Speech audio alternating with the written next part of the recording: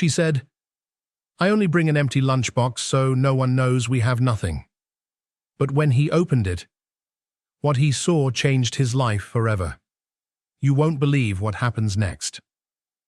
The late afternoon sun bathed the city streets in gold as Ethan Marshall steered his sleek black sedan through neighborhoods he rarely visited. His polished leather shoes tapped lightly on the accelerator, but his mind was elsewhere. At just 32, Ethan had built a life most people only dreamed of. Heir to the Marshall Market empire, he wore custom suits, lived in a penthouse, and never had to worry about bills or balance sheets unless they belonged to the company. But lately, all of it felt hollow. Every boardroom pitch, every acquisition meeting, every champagne toast felt like echoes in an empty room. A few days ago, during a routine drive home from yet another lifeless shareholder meeting, Ethan had taken a wrong turn near the east side.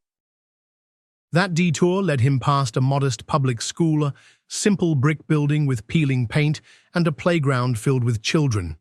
He'd only seen it for a moment, but something about that snapshot, the carefree laughter of kids, the chipped swing set, the faint chalk drawings on the sidewalk stayed with him.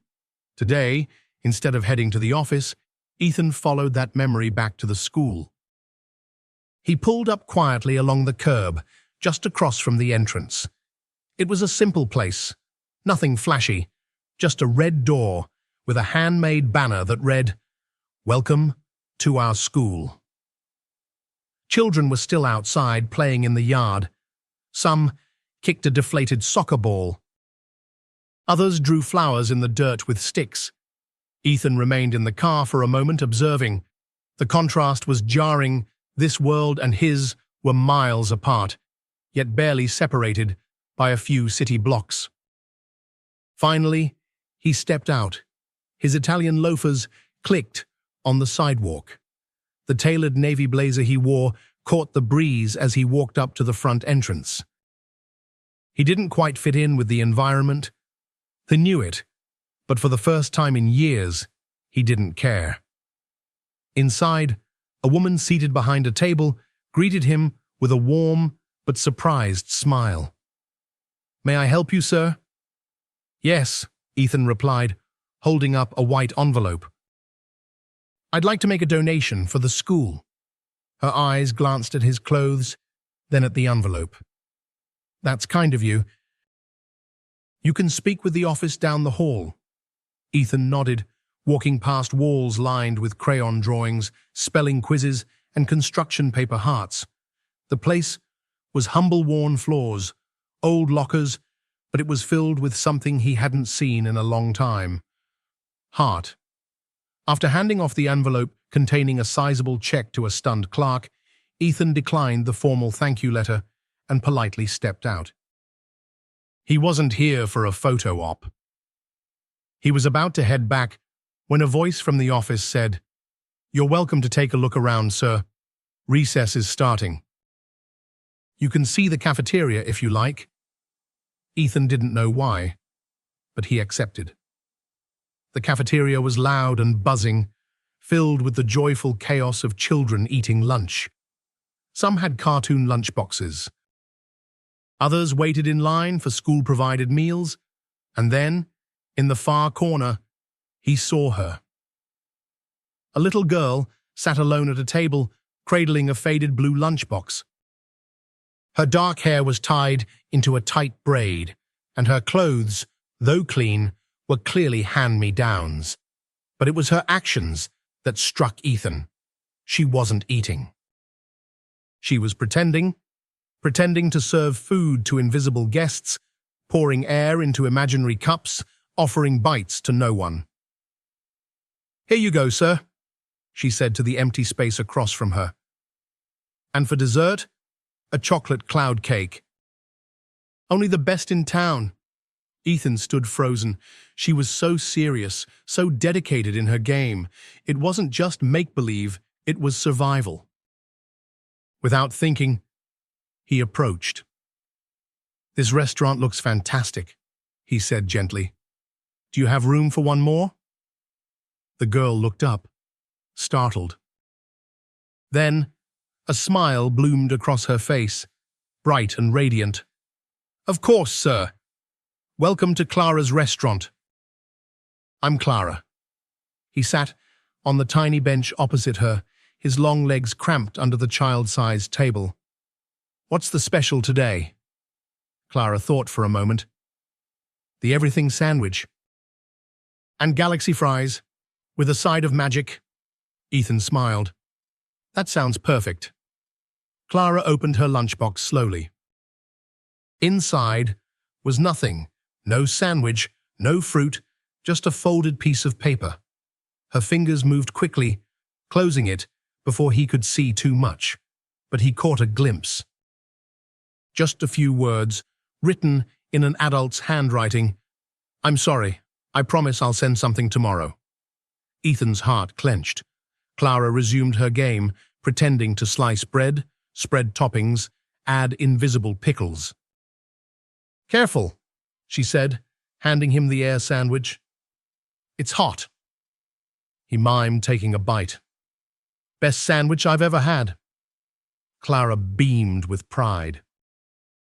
"It's the secret sauce. Only I know how to make it." "Do you run this restaurant every day?" "Except when it rains. Then we have to close because the roof leaks." Ethan couldn't help it. He chuckled. But it wasn't out of mockery. It was admiration. This little girl had crafted an entire world out of nothing. She had turned an empty lunchbox into a business, a story, a dream. She was too young to carry such burdens, and yet here she was, serving invisible meals with grace and dignity. Some of the other children whispered and pointed. A few giggled at the sight of a grown man pretending to eat imaginary food, but Clara didn't seem to care. Her world was hers, and she was proud of it. "Will you come back tomorrow?" she asked, her voice hopeful. Ethan paused. For years, he'd made promises in boardrooms, closed deals with handshakes, and signed contracts worth millions. But nothing had felt as real as this moment. "I will," he said. "I promise." As the bell rang and Clara packed away her empty lunchbox, Ethan watched her go, that folded note still etched in his mind. "I'm sorry, I promise I'll send something tomorrow." That night, in his penthouse apartment, with a perfectly cooked meal in front of him, Ethan couldn't eat. The image of Clara pretending to serve her invisible guests haunted him.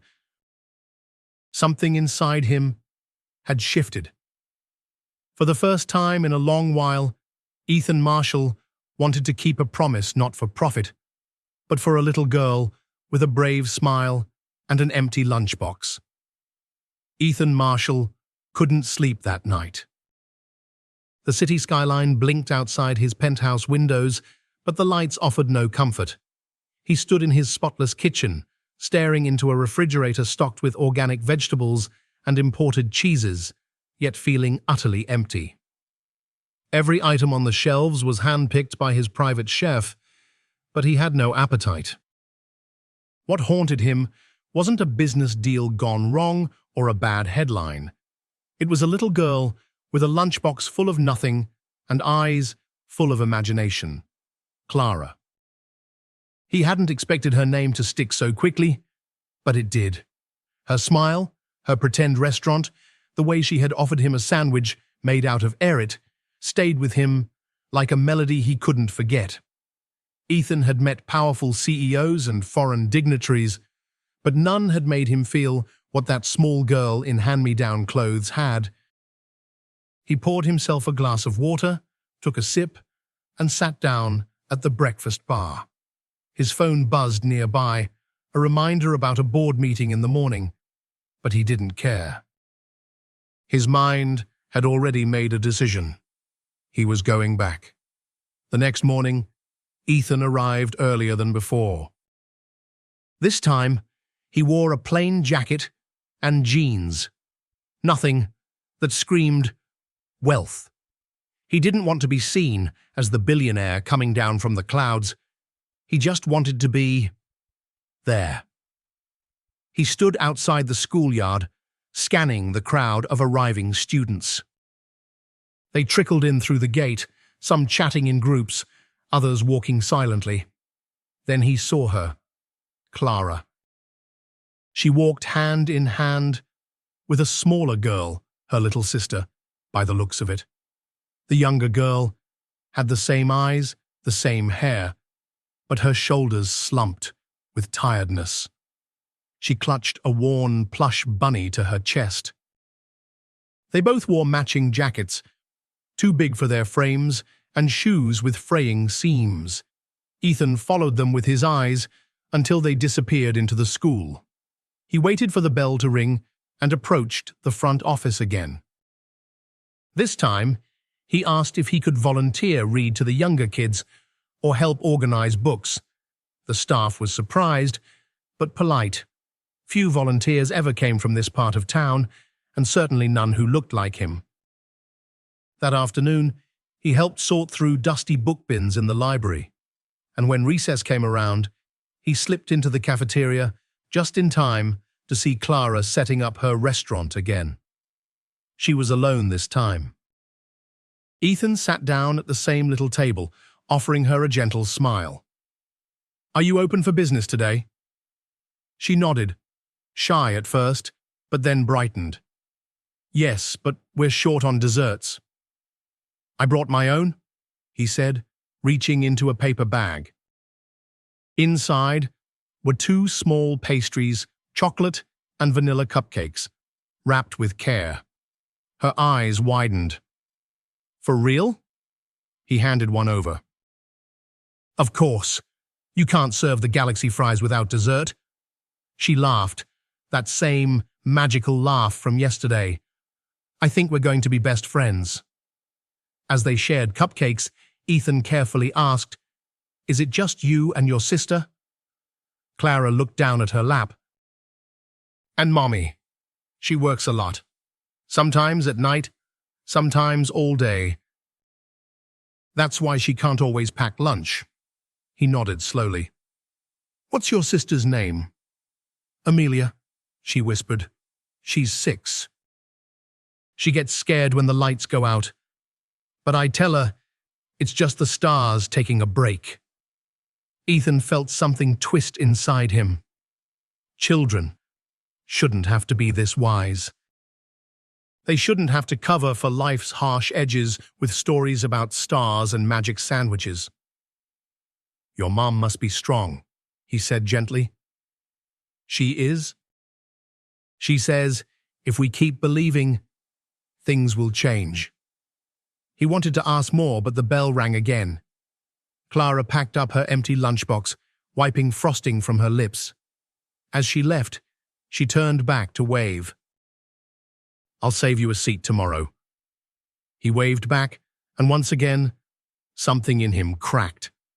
That night, Ethan did something he hadn't done in years. He called his driver and asked for help.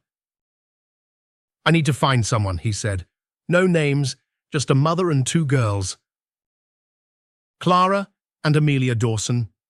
I think they live nearby, maybe in one of the housing units along 5th. I want to make sure they're safe." The driver, a man who had worked for the marshals for nearly 2 decades, didn't question him.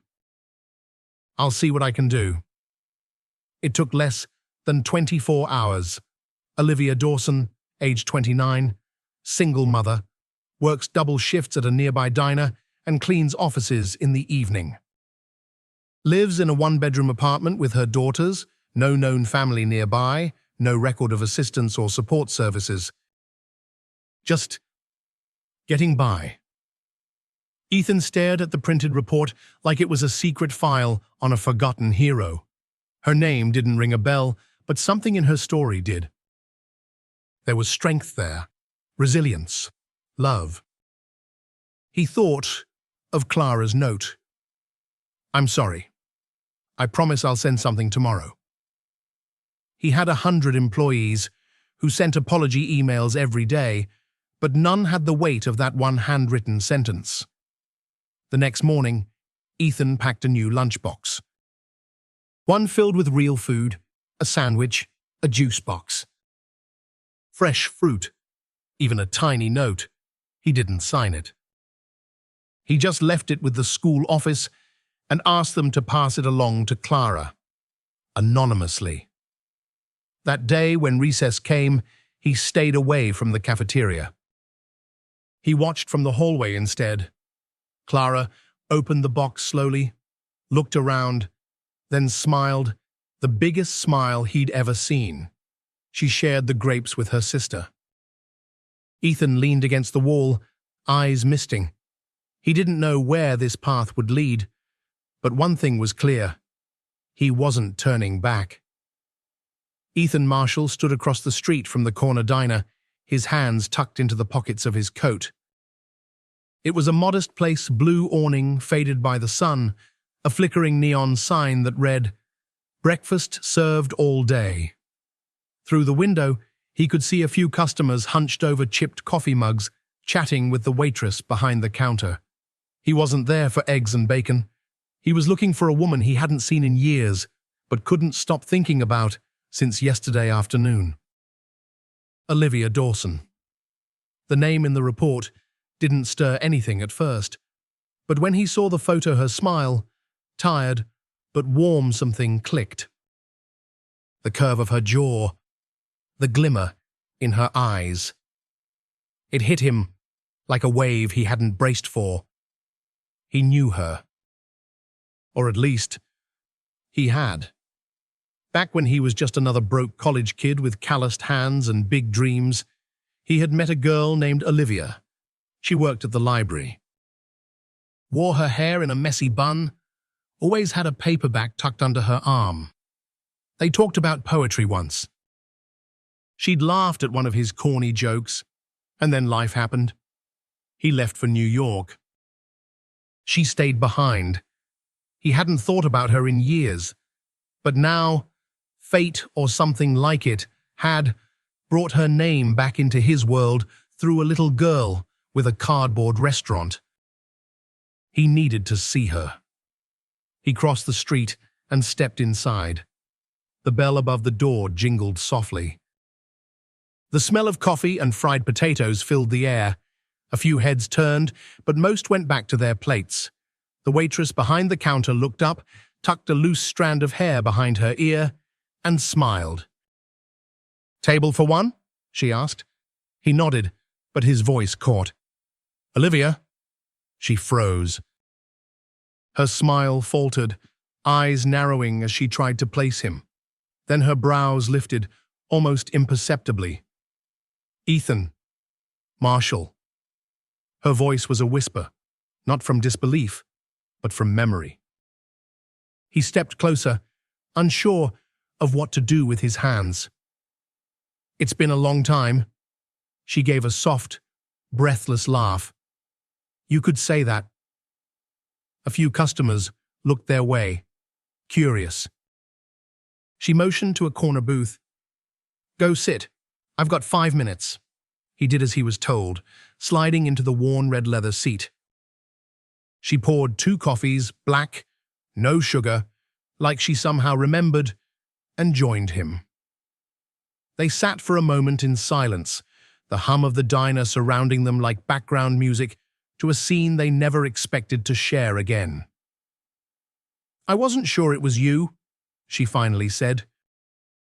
"You look, well, like you own a building now." He chuckled. "Several, actually."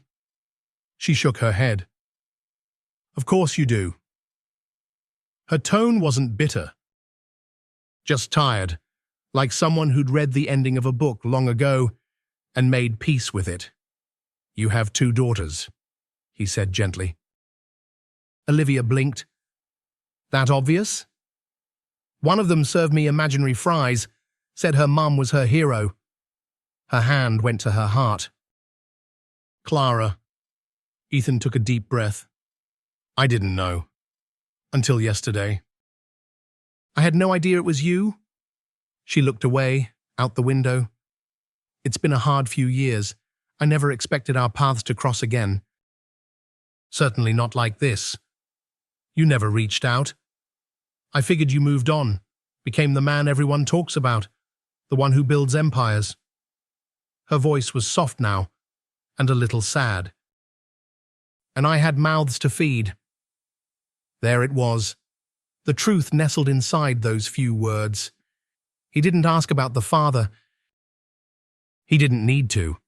There was no bitterness in her tone, just quiet resilience. "Why didn't you tell me?" he asked. She met his gaze. "Because it wouldn't have changed anything. We were kids, Ethan. We had two different lives waiting.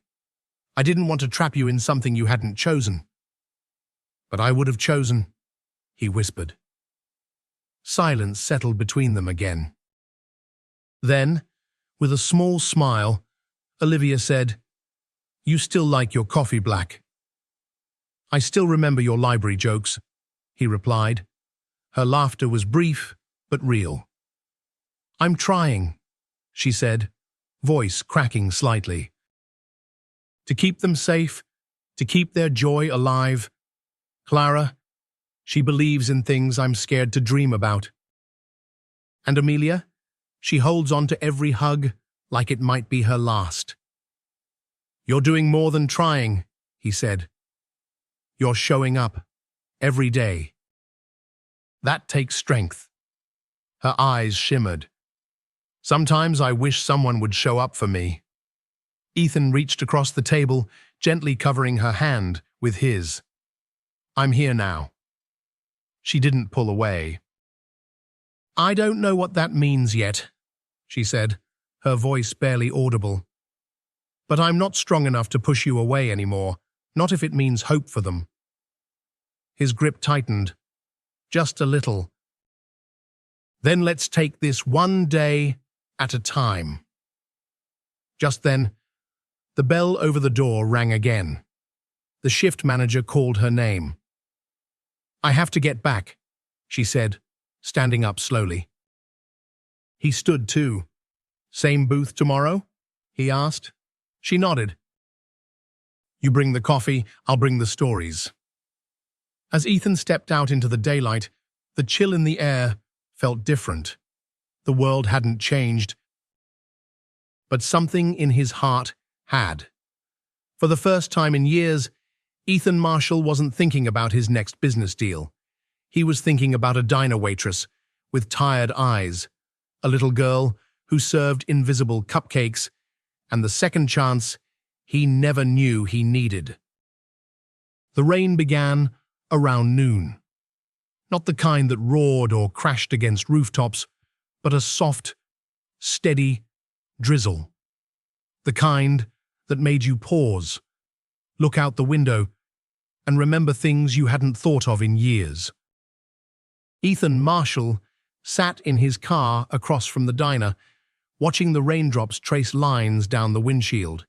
He held two takeout cups in his hand, steam curling up from the lids. He wasn't usually one for waiting. His days were normally carved into blocks meetings, phone calls, flights. But today was different. Today, he was waiting on a woman who used to know his favorite poet. And the little girls who unknowingly carried his blood, Clara and Amelia. Just the sound of their names in his mind filled his chest with something unfamiliar. A kind of longing, a kind of regret. The door to the diner opened. Olivia stepped out in a grey coat, the same tired messenger bag slung over her shoulder. She held an umbrella over the girls, who skipped ahead in matching rain boots, one blue, one red. Clara was the one in blue. Confident, always looking around, curious. Amelia in red stayed closer to her mother, quiet, watchful, like she was still learning the rhythm of the world. Ethan stepped out of the car and met them halfway on the sidewalk. "You're early," Olivia said, with a smirk, water clinging to her eyelashes. "I brought coffee," he replied, offering her one of the cups. She took it, her fingers brushing his. "Thanks." The girls stared up at him.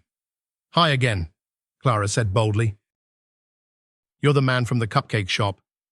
"That's me," Ethan smiled. "And I never got to say thank you for the best imaginary dessert I've ever had."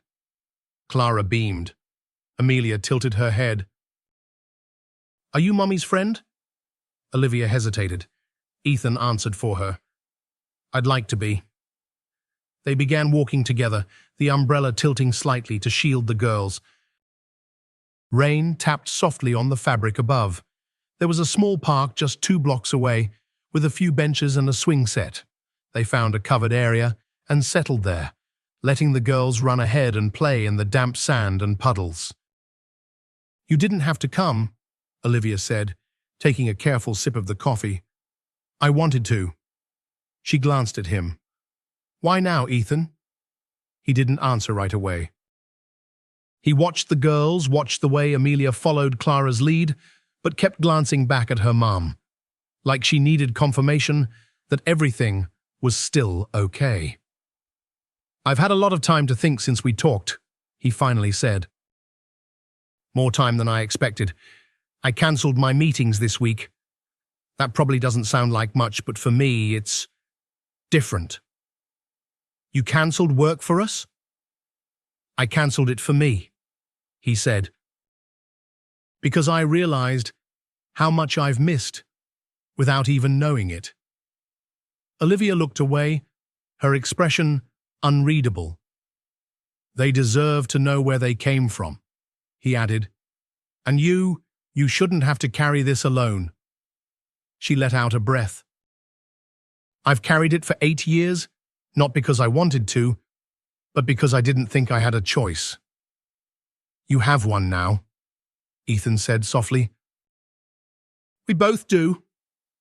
A gust of wind pushed the rain sideways. Olivia tightened her coat around her. "I worry," she said, "about them getting hurt. About promises made too quickly. About you not being ready for what this really means." "I'm not perfect," Ethan said, watching the girls laugh on the swing set. "But I don't want to run from this." "You live in another world," she whispered. "Glass offices, chauffeurs, boardrooms. I'm just trying to pay rent on time and keep food on the table." He turned to her. "I don't care about the difference in our lives. I care about the part of me that sees you. And the part of me that sees them." A long silence followed, the kind that holds more weight than words. Then Olivia spoke, her voice almost breaking. "Amelia doesn't talk much. She started stuttering when she was 4. The doctor says it's mild, but she gets embarrassed. Kids at school notice." Ethan's chest tightened. "Has she seen a specialist?" "She's on a wait list," Olivia said, brushing a strand of wet hair behind her ear. "We're doing what we can." He nodded slowly. "Let me help." Olivia looked at him, eyes wide. "I mean it," he continued. "Not just with money. I want to be there, pick them up from school, read bedtime stories, listen when they talk, or don't talk." Tears welled in her eyes, but she didn't let them fall. "You don't even know what their favorite colors are." Ethan smiled. "Then let's start there." They turned to the girls, who had now decided the puddle under the swing was the perfect splash zone. Ethan cupped his hands around his mouth. "Hey, Clara, Amelia, what's your favorite color?" "Purple," Clara yelled without hesitation. "Green," Amelia said shyly, her voice soft but sure. Ethan looked at Olivia. "Purple and green, got it," Olivia laughed. A real laugh. The kind that shook her shoulders and lit up her whole face. It was a sound Ethan hadn't heard in over a decade, and it felt like the world had just opened a door. As they walked back toward the diner, The rain began to slow, the clouds starting to break. Ethan held the umbrella above them all now, careful not to let a single drop touch the girls. Clara skipped ahead, humming to herself. Amelia reached up and took Ethan's hand without a word. And in that quiet gesture, something unspoken passed between them. Trust. Hope. A beginning. Olivia saw it too. She didn't say anything, but her eyes lingered on his hand in Amelia's, and she smiled. Maybe it wouldn't be easy.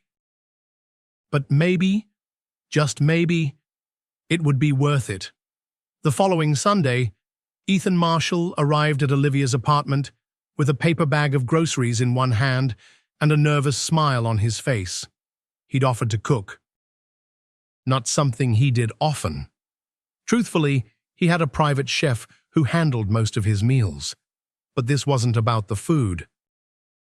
It was about showing up, about rolling up his sleeves and being part of something real. Olivia opened the door, her hair pulled back in a loose bun, wearing a faded sweatshirt and jeans.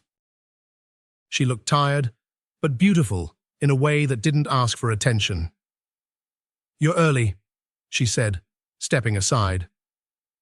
"I like early," Ethan replied, holding up the bag. "I brought pasta and garlic bread. You've got picky eaters, right?" She chuckled. "There's 6. Everything's picky." The apartment was small, clean, and full of life. Crayons on the coffee table, a stuffed unicorn peeking out from the couch cushions, dishes drying in a rack near the sink, the kind of place that held laughter in the walls. Clara and Amelia peeked around the corner from their bedroom, eyes wide with curiosity. "Hi," Ethan said gently. Clara ran up to him without hesitation. "Did you bring dessert?" He grinned. "Depends. Do hugs count?" Clara gave a giggle and launched into his arms. Amelia was slower, as always. She stood by the doorframe, fingers curled around the edge, but she was watching. Ethan lowered himself to her level. "Hi, Amelia. I miss seeing you." She said nothing, but nodded, just barely. That was enough for now.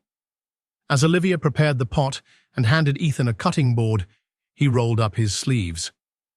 "You sure you trust me with a knife?" he joked. "Let's find out," she replied, raising an eyebrow. It was clumsy at first. He chopped the garlic too fine.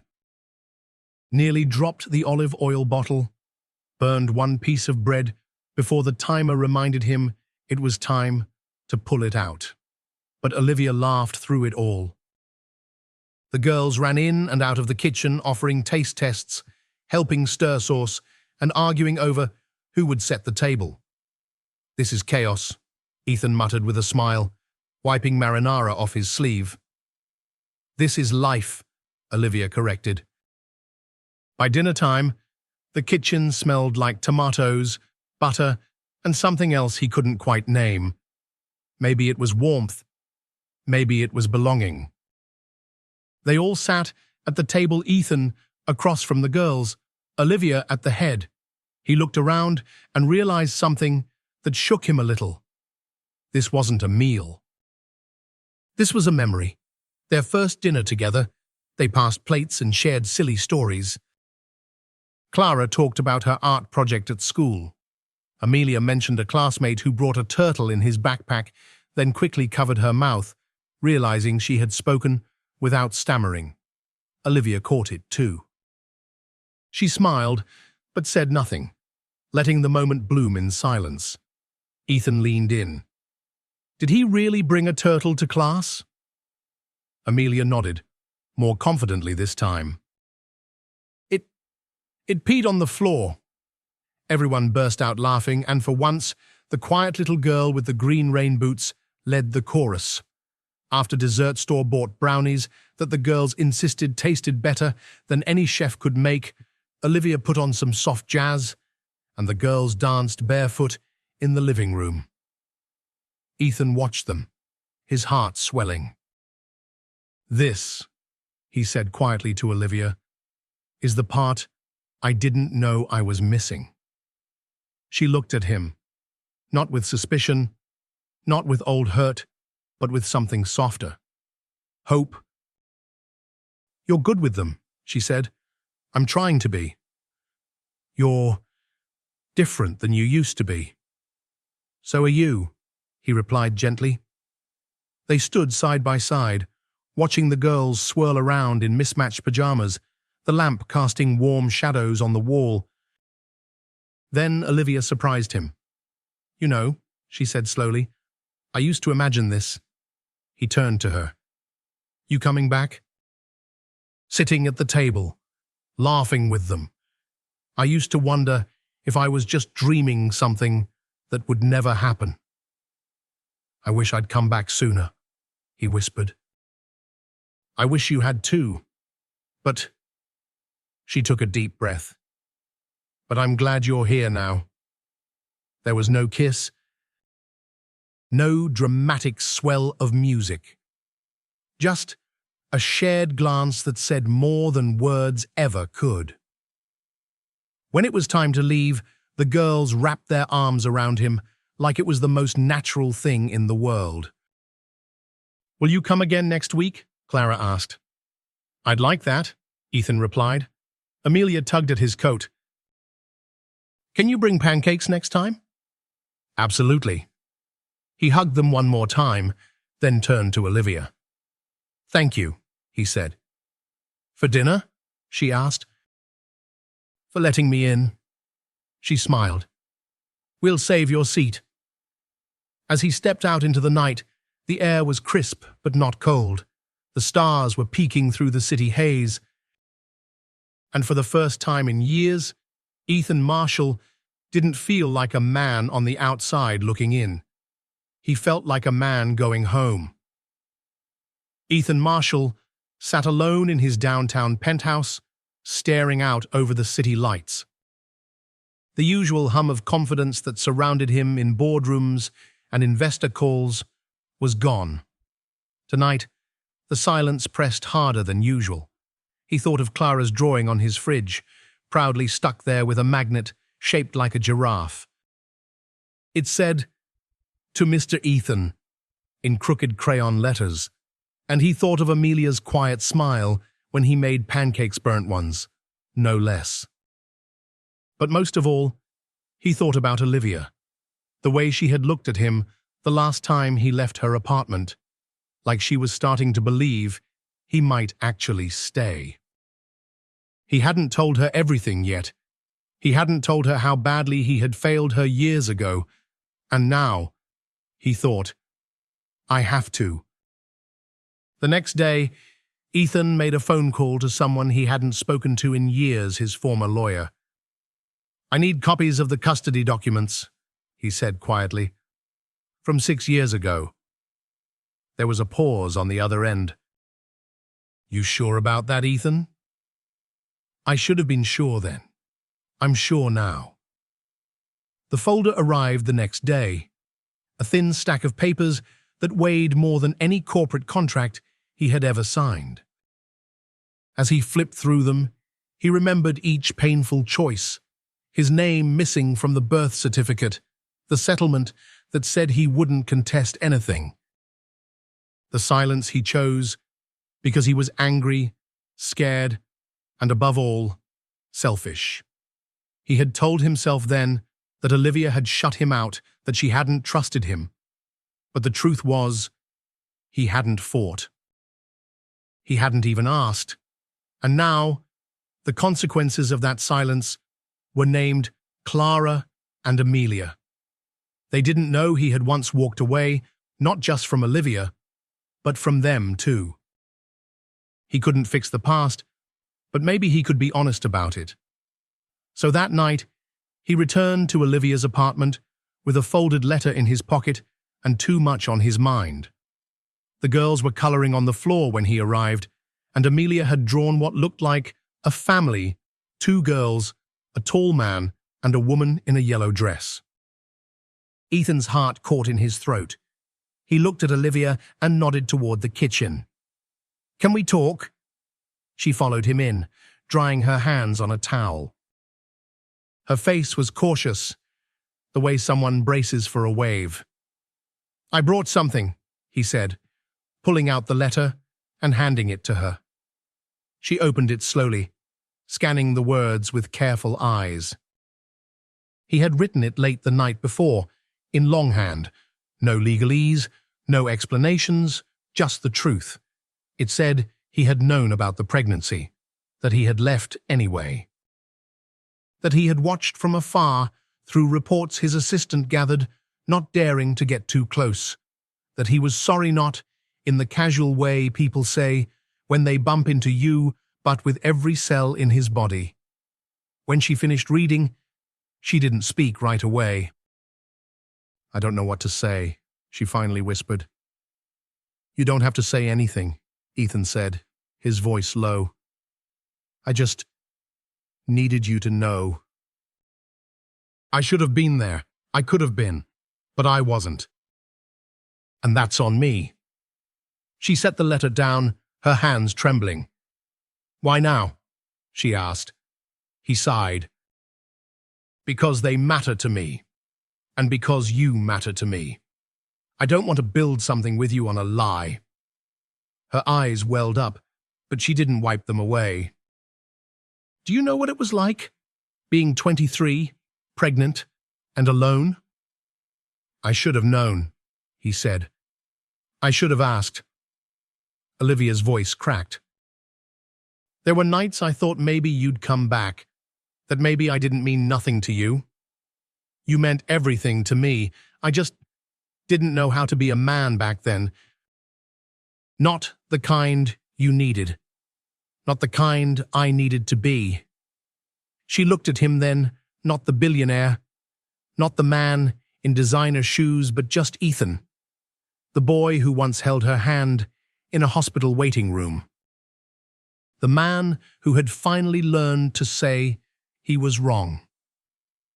"I'm not asking for forgiveness," Ethan said, "but I'm hoping one day I'll earn it." Olivia wiped her cheek. "And what about them? The girls?" "I'll never lie to them," he promised. "When the time comes, when you think they're ready, I'll tell them the truth."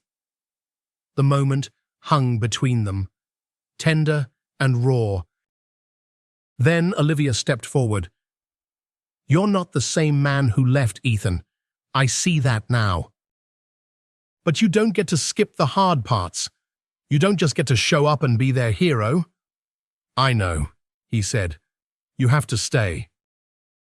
You have to show up on bad days, when they're sick, when they're scared, when they slam their doors and scream at you." "I will," Ethan said firmly. "Every time." She nodded, slowly, and for the first time in years, there was no wall between them, just the space where healing begins.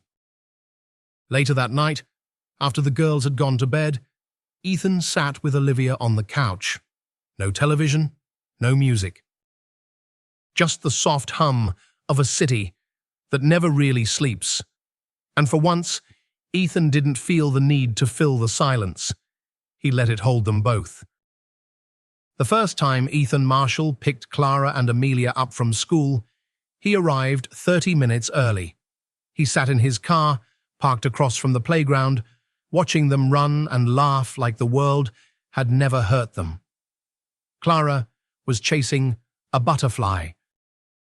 Amelia was huddled with a friend, making bracelets out of colored threads. He had seen their faces in photos, but now he was learning their rhythms. The way Amelia looked down before she smiled. How Clara tilted her head when she was curious. The school bell rang and children poured out in bursts of energy. Ethan stepped out of the car, adjusting the sleeves of his soft wool sweater. He wasn't wearing a suit today. He wanted to be approachable, just Mr. Ethan, as they had called him once. When they spotted him, Clara waved like she was flagging down a parade float. "Mr. Ethan!" she squealed, her backpack bouncing behind her. Amelia hung back a little, but smiled shyly. He opened the car door and knelt to greet them. "I thought I'd take you two out for ice cream," he said, offering each a small bouquet of tiny daisies he had picked from the roadside. "You up for that?" Clara nodded furiously. "Can I get sprinkles?" "Only if I can too," he chuckled. Amelia tugged his sleeve gently. "Do you like mint chocolate chip?" "I love it," Ethan replied, "but only if it's green." They giggled, and in that moment, Ethan felt a warmth he had never known in the boardrooms or high-rises. This was different. This was real. This was fatherhood. That night, Ethan found himself back at Olivia's apartment, kneeling awkwardly in front of a child-sized dollhouse. The girls had insisted he help fix the broken roof, which really meant gluing a popsicle stick across the top like a beam. "Why do you live in a big house and not here with us?" Clara asked suddenly. Ethan froze. He looked at Olivia, who stood quietly in the kitchen, giving him space to answer. He cleared his throat. "That's a very good question, Clara." "You're always nice," Amelia added. "And Mommy doesn't laugh as much when you're not here." Ethan placed the popsicle stick down carefully. "Well, the truth is, I made some mistakes a long time ago. Grown-up mistakes, and I'm trying very hard to fix them now." Clara blinked. "Did you not say sorry?" "I did." Ethan nodded. "And I'll keep saying it not just with words, but with actions." Amelia leaned against him.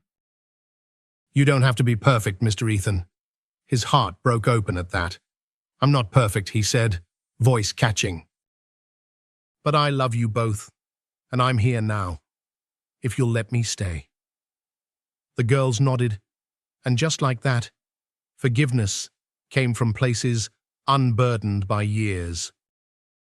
Their hearts were still open. In the weeks that followed, Ethan became a fixture in their lives. He picked them up from school. He helped with homework. He learned how to braid hair badly and how to cut the crusts off sandwiches just right. He sat in a tiny plastic chair at the parent-teacher night and listened with pride as their teachers praised their creativity and kindness. "They must get it from their mom," he'd say with a smile. But in his heart, he hoped maybe a little of it came from him too. And Olivia, she watched it, all quietly, carefully. There were nights when Ethan stayed for dinner, nights when he helped Olivia fold laundry or read bedtime stories in funny voices that made the girls giggle until they cried. One evening, as they stood in the kitchen doing dishes, Olivia glanced over. "You're becoming something more." Ethan looked up. "More than a mistake? More than the man who left," she said softly. "You're building something, with them, with me." He wiped his hands on a towel. "I don't want to rush you, or pressure anything." "I know," she said. "That's why it means something." There was silence again. Not awkward, not tense, just shared. Then she added, "You should tell your parents." Ethan blinked. "My parents?" "They deserve to know they have granddaughters," Olivia said gently. "And the girls deserve to know where they come from." Ethan hadn't thought of that in years. His relationship with his parents had grown formal, cold, after his business took precedence over everything else. "They weren't exactly warm with you," he said cautiously. "I'm not asking for them to be warm to me," Olivia replied. "But maybe they've changed. Or maybe this will help them start." 2 weeks later, Ethan sat in his childhood home in Connecticut, watching his mother, Eleanor Marshall, blink rapidly at the news. You're saying you have children? She said slowly. Twin girls, Ethan confirmed, pulling out photos. Clara and Amelia. They're 6. His father, Charles, remained quiet, arms crossed. Ethan continued. I wasn't there when they were born. I should have been. But I'm here now, and I want you to meet them. His mother took the photos gently, examining each child's face like she was trying to see herself in them. They have your eyes, she murmured. They have Olivia's fire, Ethan said. And they're the best parts of me. Charles cleared his throat. You say you want us to meet them. I do. Then bring them next Sunday. Ethan's eyes widened. You mean it? I may have failed you as a father once, Charles said, voice gruff. But if you're trying to be better, then we'd be fools not to try too. Eleanor nodded, her eyes misty. We've missed a lot, Ethan. Let's not miss more. Back in the city, Ethan tucked Clara and Amelia into bed after reading Goodnight Moon for the 3rd time. As he turned off the lamp, Clara whispered, Will you come back tomorrow? Always, he said. And for the first time in years, he knew that word wasn't just a promise. It was a fact. The morning sun filtered gently through gauzy curtains as Ethan Marshall stood in front of the mirror, straightening his collar for the 3rd time. His palms were damp with nerves he hadn't felt since his first public speaking engagement as CEO. But today wasn't about business, it was about family. In the living room, Clara and Amelia twirled in matching navy blue dresses. Their hair was carefully parted, one with a bow, the other with a braided headband. Olivia smoothed out a wrinkle on Clara's sleeve and whispered, You girls look perfect. Do grandparents like hugs? Amelia asked, adjusting her little handbag. Ethan knelt down beside them. Your Grandma Eleanor does. Grandpa Charles might need a little warming up. Clara tilted her head. Is he like Mr. Grumpy from Snow White? Ethan chuckled. He used to be. But I think 2 little girls might be exactly what he needs. Olivia handed Ethan a small gift bag. A framed photo of the girls, she said, just in case they forget how lovely their granddaughters are. He took it, swallowing hard. Thank you for trusting me with this. Go show them who they're missing, she said, with a soft smile. The drive to Connecticut felt longer than usual.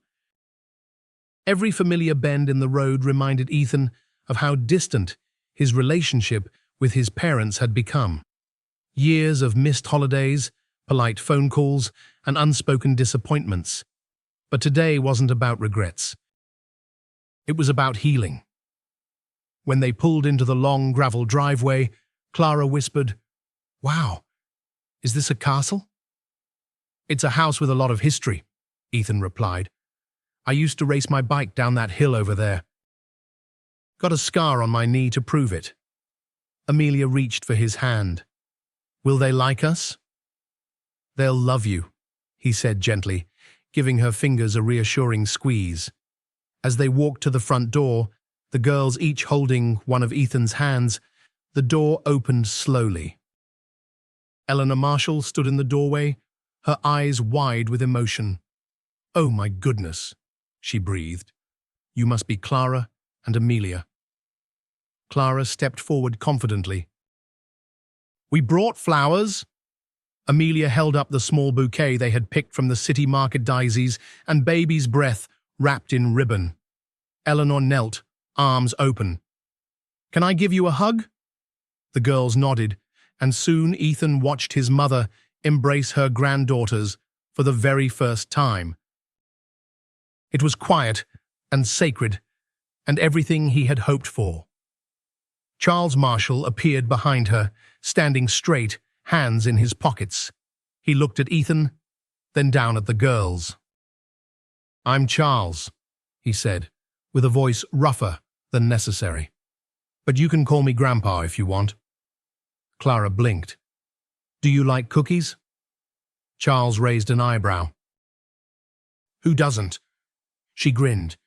"Then we're going to get along just fine." The afternoon passed in warm waves of conversation and small surprises. Eleanor had baked banana bread using a recipe Ethan hadn't tasted since childhood.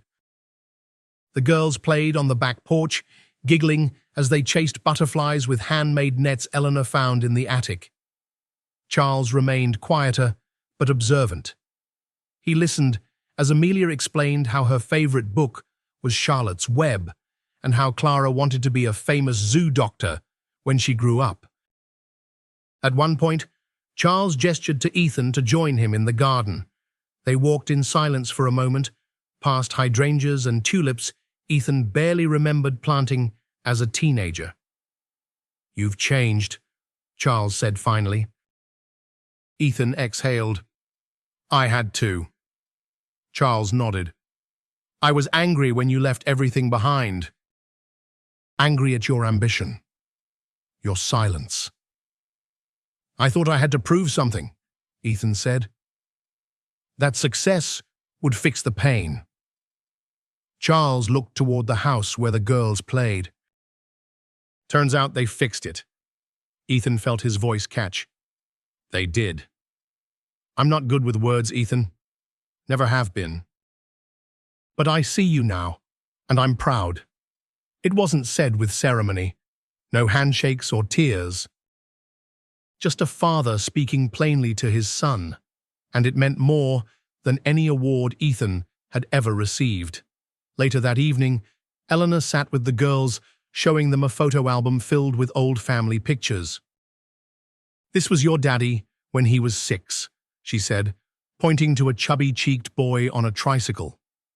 "Whoa," Clara whispered. "He had hair like mine."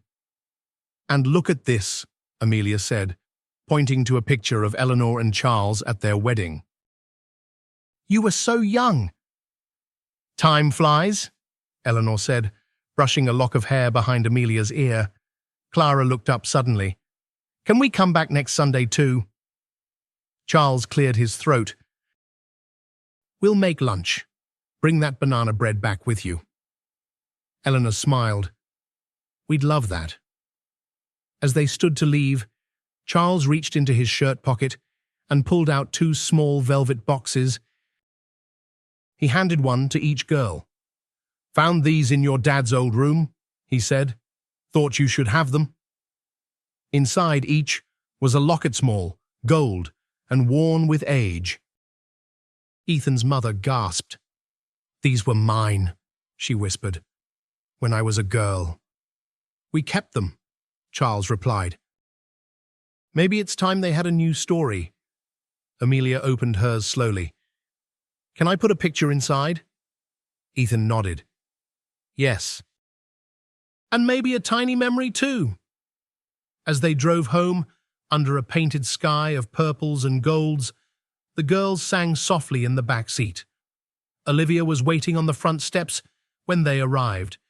Ethan scooped up both girls in his arms, their sleepy heads resting on his shoulders. "They met their grandparents," he said, "and the world got a little bigger." Olivia smiled. "And warmer." That night, as he tucked the girls into bed, Clara whispered, "Grandpa Charles smiled when I said I'd save him a cookie." Ethan kissed her forehead. "You melted him."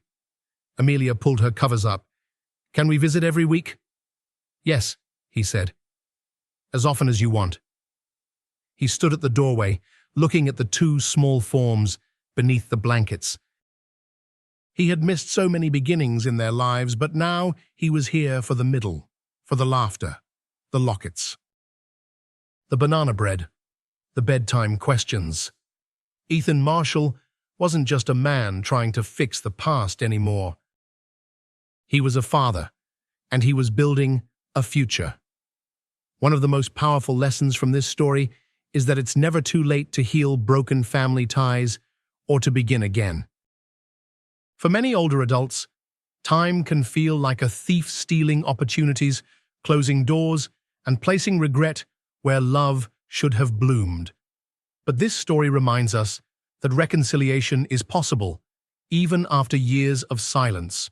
When Ethan introduced his daughters to his estranged parents, what began as a tense encounter unfolded into a gentle restoration of love and belonging. It shows that honesty, vulnerability, and small acts of kindness, like a shared photo or a banana bread recipe, can rebuild trust and reopen hearts. For those who carry unresolved tension with loved ones, this tale urges a second look, a softer approach, and the courage to say, "Let's begin again." Because sometimes the greatest legacies we leave behind aren't our careers or possessions, but the relationships we choose to mend and the family we choose to nurture. Whether you're 50 or 80, it's never too late for a Sunday visit, a heartfelt conversation, or a new chapter of connection.